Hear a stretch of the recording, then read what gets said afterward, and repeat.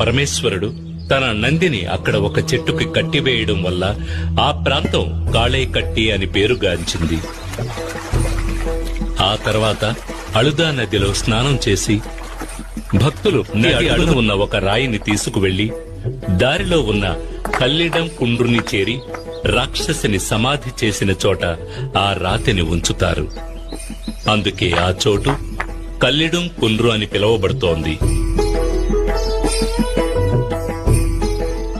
ఆ తర్వాత ఇంజిప్పారే కోటను దాటి ఉడుంబారే కోటలో శ్రీబుద్ధనాథుణ్ణి పూజించి విభూది అనే భస్మాన్ని తీసుకుంటారు. తర్వాత శబరిమల వెళ్లే దారిలో భక్తులు పవిత్ర నది అయిన పంపా నదిలో స్నానం చేసి తమ పాపాలను తొలగించమని అయ్యప్పను ప్రార్థించి అక్కడ ఉండి పంబాస్తి అనే కార్యక్రమంలో 108 పొయ్యిల్లోని బూడిదను కన్యస్వాములు